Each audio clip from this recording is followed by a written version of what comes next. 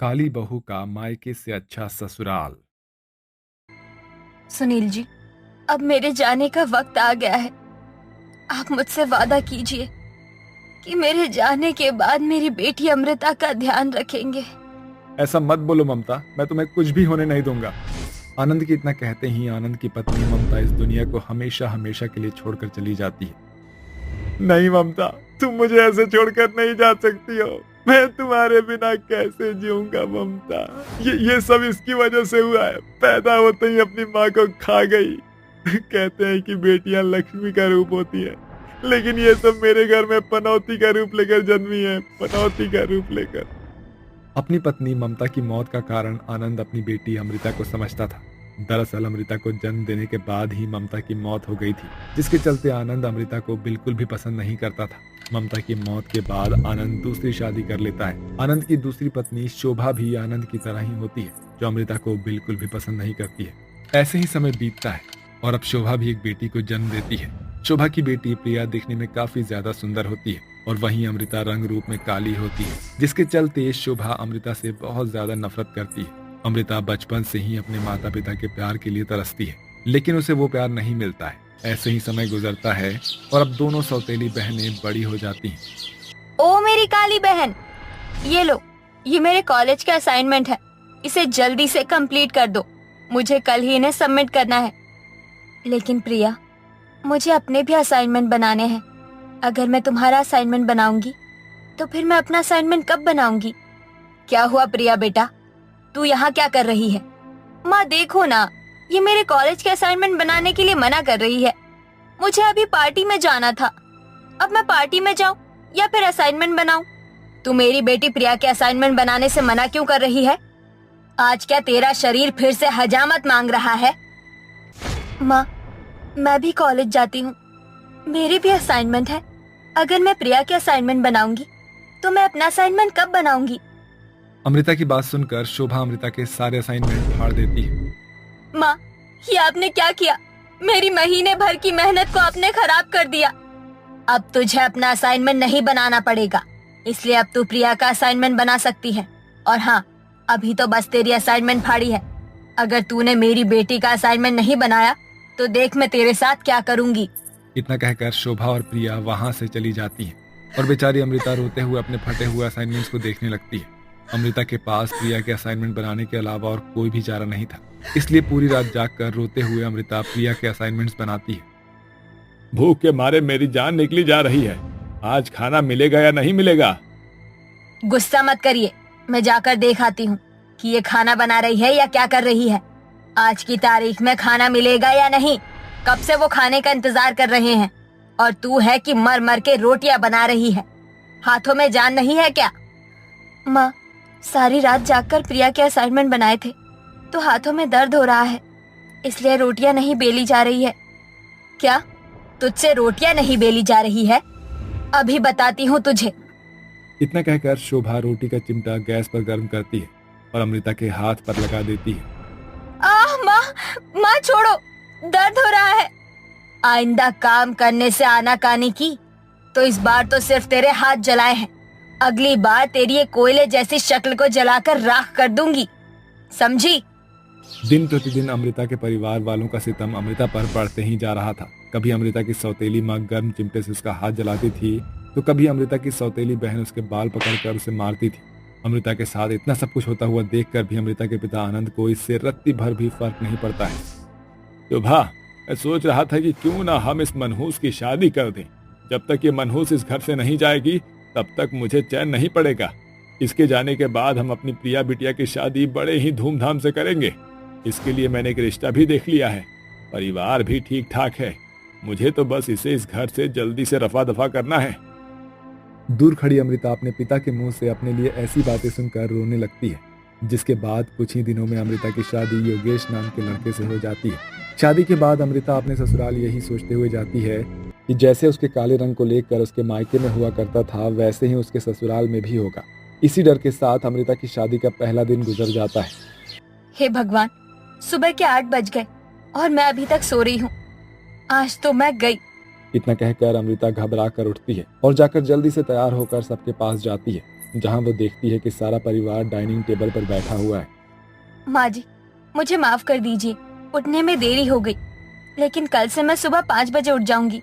बहू तो क्या हुआ, शादी की थकान होती है, मैं समझ सकती हूँ, इसमें घबराने वाली क्या बात है। हमारे घर में कोई भी इतनी जल्दी नहीं उठता है, तो तू कल से आराम से उठियो। आजा बैठ जा, हम सब तेरा ही इंतजार कर रहे थे नाश्ते पर। ये देख, मैंने और योगिता ने तेरे लिए क्या क्या बनाया है, खाकर बता कैसा बना है। अपनी सास सरला की बात सुनकर अमृता को यकीन नहीं होता है, जिसके बाद अमृता की सास और ननद दोनों मिलकर अमृता को अपने हाथों से खाना खिलाते हैं, जिसे खाकर अमृता की आंखों में से आंसू आ जाते हैं। अमृता को यकीन ही नहीं हो रहा था कि उसके ससुराल वाले उसके साथ इतना अच्छा बर्ताव कर रहे हैं।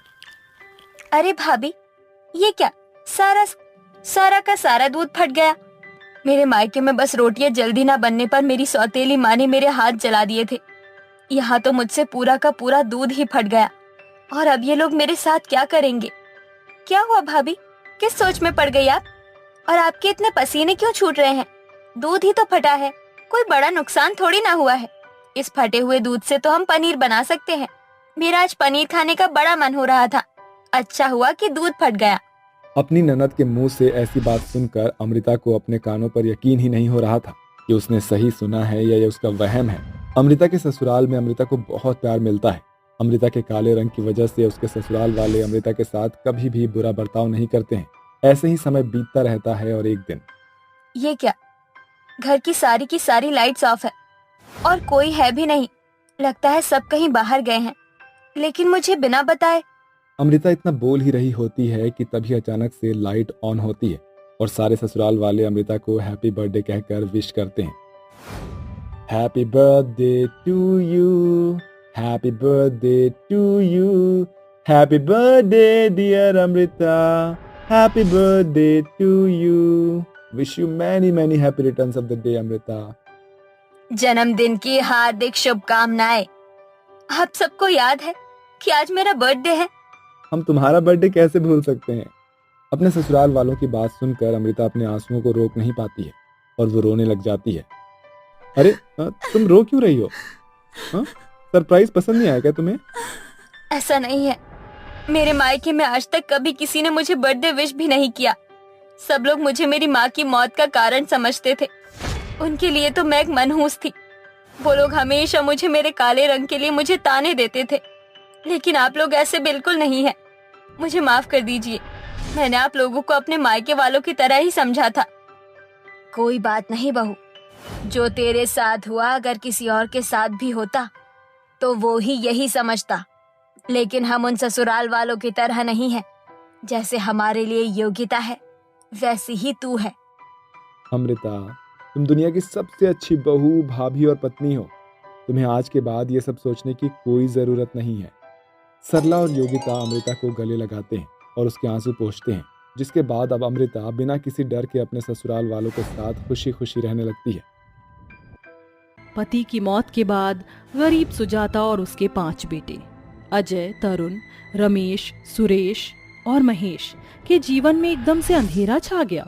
सुजाता के बड़े बेटे अजय की उम्र 20 साल थी, तरुण की उम्र 18 साल थी और रमेश, सुरेश, महेश इन तीनों की उम्र 15, 13 और 12 साल थी। सुजाता अपने घर में बैठी रो रही थी। माँ, अब रोने से क्या फायदा होगा? अजय बेटा, तेरे पिताजी के सहारे ही हमारा गुजारा होता था। अब कैसे होगा अपना गुजारा? तेरे भाइयों की पढ़ाई कैसे होगी? माँ, आप रमेश, सुरेश, महेश की पढ़ाई की चिंता मत कीजिए।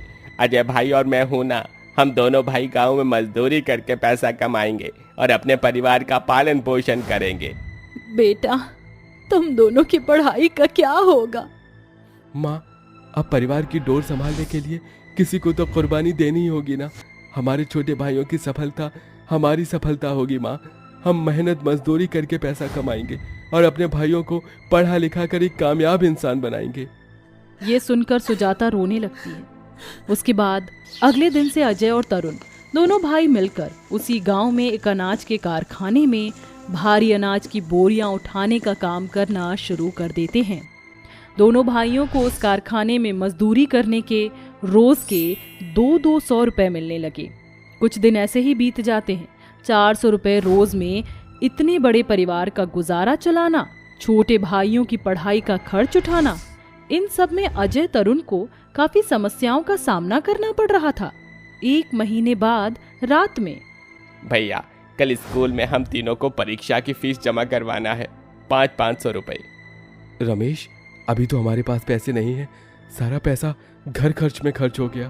भाई फीस नहीं जमा करवाई तो हमें परीक्षा में बैठने नहीं दिया जाएगा। भाई हम पढ़ाई छोड़ देते हैं ना, हम भी आपकी तरह मजदूरी करके पैसे कमाते हैं। नहीं महेश, तुम तीनों अपनी पढ़ाई नहीं छोड़ोगे, हमारे रहते तुम्हें किसी चीज की कमी नहीं होगी। तभी अजय उसी गांव के सेठ बलराम के पास आता है और उसे अपनी मजबूरी बताकर उससे उधार पैसे ले आता है और अपने भाइयों को देता है। इसी तरह अजय तरुण दोनों भाई मिलकर मजदूरी करके लोगों से कर्ज लेकर अपने भाइयों को पढ़ाने लगे। देखते ही देखते 15 साल बीत जाते हैं। सुजाता अब बूढ़ी हो चुकी थी और उसके 5 बेटे अब बड़े हो चुके थे। अजय और तरुण ने मेहनत मजदूरी करके अपने छोटे भाइयों को इतना काबिल बना दिया था कि वो तीनों अब पास वाले शहर में एक कागज बनाने वाली फैक्ट्री में नौकरी करने लगे और वहीं शहर में रहने लगे। इधर अजय तरुण दोनों मजदूर भाई अपने गांव में मजदूरी करके अपनी माँ के साथ रहने लगे। एक दिन रात में, अजय बेटा, तरुण बेटा, तुमने तो एक पिता की तरह मेहनत करके अपने भाइयों को इतना काबिल बनाया। सच में बच्चों, भगवान हर माता पिता को तुम जैसी औलाद दे। माँ, हमने वही किया जो हमारे कर्तव्य थे। अब हमारे भाइयों को हमारी तरह मेहनत मजदूरी करके गरीबी में अपना जीवन तो नहीं बिताना पड़ेगा ना। बच्चों, अब तुम दोनों शादी कर लो। आखिर कब तक तुम दोनों अपने हाथों से खाना बनाओगे? माँ, पहले हमारे छोटे भाइयों की शादी होगी, उसके बाद हमारी। रमेश, सुरेश, महेश ये तीनों 1 महीने पहले ही शहर की फैक्ट्री में नौकरी से लगे थे। कुछ दिन बाद अजय, तरुण और सुजाता ये तीनों मिलकर रमेश, सुरेश, महेश की शादी अपने गांव की एक ही घर की 3 बहनें कोमल, पायल और रिया के साथ तय कर देते हैं। रमेश, सुरेश, महेश तीनों अपने घर आए हुए थे। रमेश, 2 दिन बाद तुम तीनों की शादी है, मुझे कुछ पैसे दो ना, तुम्हारी शादी के खर्च के लिए चाहिए। भाई हमारे पास पैसे नहीं है, फैक्ट्री में स्टार्ट में 3 महीने के बाद पगार दी जाती है, उसके बाद हर महीने होती है। अजय भाई, हम बलराम काका से ले लेंगे पैसे, जब इनकी पगार होगी तो हम उन्हें लौटा देंगे उनका पैसा। तरुण, इन तीनों की पढ़ाई के लिए मैंने पहले ही बलराम काका से बहुत कर्जा ले रखा है, अब तक मैं उन्हें वो भी लौटा नहीं पाया। भाई एक बार बात करते हैं ना। अजय तरुण की बात मानकर बलराम से और कर्ज ले लेता है और दोनों अपने छोटे भाइयों की शादी करवा देते हैं। और शादी के कुछ दिन बाद रमेश, सुरेश और महेश तीनों शहर चले जाते हैं, पर उनकी पत्नियां सुजाता के घर में ही रहती हैं। एक दिन सवेरे तीनों रसोई में थीं। बहनों, हमारे पति वहाँ शहर में नौकरी करके मजे से रह रहे हैं और हम तीनों यहाँ इस छोटे से घर में। ये 2 मजदूर भाई और अपनी बूढ़ी सास की सेवा में लगे हैं। हाँ कोमल दीदी, हमें भी अपने पतियों के पास शहर चले जाना चाहिए। अरे हम क्या इस घर में नौकरानियां बनकर आए हैं क्या? हम क्यों इन भूखे नंगे लोगों की सेवा करते रहें? तभी ये बातें अजय चुपके से सुन लेता है। रात का समय। माँ, मैं क्या कहता हूँ कि हमें कोमल, पायल और रिया को भी शहर भेज देना चाहिए। अब इनके पति तो वहीं रहते हैं, तो ये बेचारे यहाँ रहकर क्या करेंगे? हम क्यों इन तीनों को उनके पतियों से दूर रखें? बेटा, फिर इस घर के काम कौन करेगा? माँ, तरुण और मैं शादी कर लेंगे। कोमल, तुम तीनों अपनी तैयारियां करो, मैं कल सवेरे ही तुम्हें शहर छोड़ाऊंगा। ये सुनकर तीनों बहुत खुश हो जाती हैं। तभी बलराम वहाँ आता है। ओए अजय के बच्चे, अगर 1 महीने के अंदर मुझे मेरे 2 लाख रुपए नहीं मिले तो मैं तुम्हारी हड्डी पसली तोड़कर तुम्हें इस घर से धक्के मारकर बाहर निकाल दूंगा, समझा? बलराम की ये धमकी सुनकर सब घबरा जाते हैं। बलराम के जाते ही, जेठ जी, माँ जी, ये किन पैसों की बात कर रहे थे? तभी सुजाता अपनी तीनों बहुओं को अजय और तरुण के सारे संघर्ष के बारे में बताती है कि कैसे ये दोनों भाइयों ने बचपन से मेहनत मजदूरी करके अपने भाइयों को इतना काबिल बनाया, उनकी शादियां करवाई। सारी कहानी सुनकर तीनों बहनों की आंखों में आंसू आ जाते हैं। क्या ये दोनों भाइयों ने हमारे पतियों का जीवन बनाने के लिए इतना संघर्ष किया। अगर आप जैसे बड़े भाई हर घर में हो जाएं, तो छोटे भाई कभी कमजोर नहीं पड़ेंगे। माँ जी, अब तो हम तभी अपने पतियों के पास जाएंगे जब हमारे दोनों जेठ जी की शादी हो जाएगी। अब हम इनके लिए लड़कियां देखेंगे। उसके बाद तीनों बहनें अगले दिन से अजय और तरुण के लिए लड़कियां देखने लगती हैं और 2 ही दिन में अजय की शादी उसी गांव की एक गरीब लड़की साक्षी के साथ हो जाती है और तरुण की शादी अनीता से हो जाती है। अपने जेठ की शादी के बाद तीनों शहर में अपने पतियों के पास चले जाते हैं। 1 महीने बाद कंपनी में पैसा चोरी करने के जुर्म में रमेश, सुरेश, महेश इन तीनों को 20-20 साल की सजा हो जाती है और उन्हें उस कागज की कंपनी से निकाल दिया जाता है। रमेश, सुरेश, महेश तीनों को शराब, जुआ जैसी बुरी लत लग चुकी थी। तभी पायल, कोमल, रिया तीनों रोते रोते अपने ससुराल आते हैं और उन्हें सारी बात विस्तार से बताते हैं। क्या मेरे भाई शराब जुआ खेलते थे और चोरी करने के जुर्म में उन्हें जेल हो गई? माँ, अब क्या होगा? अब मैं बलराम काका को पैसे कहाँ से दूंगा? जिन भाइयों के लिए आपने अपना खून पसीना एक कर दिया था, आज उन्हीं भाइयों ने आप दोनों को अपनी कुर्बानी का ये सिला दिया। हमें शर्म आ रही है उन्हें अपने पति कहकर। तभी बलराम अपने कुछ आदमियों के साथ अजय के घर आता है और पैसे ना मिलने पर बलराम और उसके आदमी अजय, तरुण को बहुत बेरहमी से मारते हैं और उन्हें बुरी तरह से घायल करके उनके परिवार वालों को और उन्हें घर से निकाल देते हैं। तभी सुजाता की 5 बहुएं अपने परिवार को लेकर रेलवे स्टेशन के पास बने एक छोटे से झोपड़े में ले आते हैं। ये सब क्या हो गया? एक ही पल में मेरा पूरा परिवार तबाह हो गया। अब हम इस झोपड़े में कैसे रहेंगे? माँ जी, आप चिंता मत कीजिए। हमारे पति शहर में जिस कागज की फैक्ट्री में काम करते थे ना, वहाँ लोग कागज की बढ़िया बढ़िया चीजें बनाते थे। अब हम यहाँ कागज का अपना एक घर बनाएंगे। पायल, हम दोनों भी तुम्हारी सहायता करेंगे। उसके बाद सुजाता की 5 बहुएं मिलकर गांव में कई सारे कागज जमा करने लगे और कई सारे कड़क फट्टे जमा करने लगे और वहीं स्टेशन के बाहर रात दिन मेहनत करके उन कागज और कड़क पेपर से घर बनाने लगे। कोमल, ये कागज का घर मजबूत तो रहेगा ना? कहीं बारिश में ये फट गया तो? नहीं जेठानी जी, हम इसमें सीमेंट का भी उपयोग करेंगे। अजय और तरुण बुरी तरह से घायल जख्मी थे। जैसे तैसे 15 दिन लगातार मेहनत के बाद सुजाता की 5 बहुएं मिलकर एक बड़ा शानदार सा कागज का घर बना लेते हैं जो काफी मजबूत था और फिर सब उसी में रहने लगते हैं। वाह बहुओं, तुमने तो वो कर दिखाया जो दुनिया का बड़े से बड़ा आर्टिस्ट भी नहीं कर सकता। कितना शानदार कागज का घर बनाया है तुमने। माँ जी, जब हौसला बुलंद हो ना तो हर चीज की जा सकती है। उसके बाद कुछ ही दिनों में अजय और तरुण ठीक हो जाते हैं और वो फिर से गांव में मजदूरी करना शुरू कर देते हैं। इतना शानदार कागज का घर बनाने पर सुजाता की 5 बहुओं को उसी गांव के कारखाने में कागज की चीजें बनाने की नौकरी मिल जाती है।